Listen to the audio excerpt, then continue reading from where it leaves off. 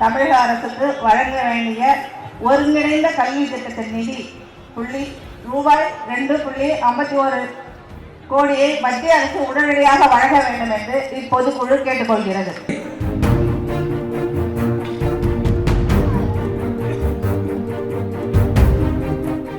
தமிழக அரசுக்கு வழங்க வேண்டிய ஒருங்கிணைந்த கல்வி திட்டத்தின் நிதி ரூபாய் 2,151 கோடியை மத்திய அரசு உடனடியாக வழங்க வேண்டும் என்று பொதுக்குழு கேட்டுக்கொள்கிறது.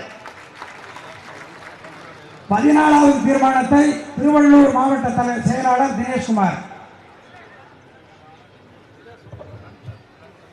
பாட்டாளி மக்கள் கட்சியின் வரலாற்று சிறப்புமிக்க பொதுக்குழு கூட்டத்திற்கு அண்ணன் உள்ளிட்ட அனைவருக்கும் வணக்கம் தெரிவித்துக் கொண்டு தீர்மான எண் 14 அரசு பள்ளிகளுக்கு 1 லட்சம் ஆசிரியர்களை நியமிக்க வேண்டும் என்று தீர்மானம் எடுக்கப்பட்டது.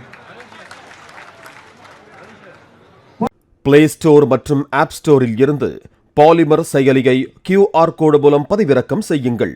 செய்திகளை உடனுக்குடன் பெறுங்கள்.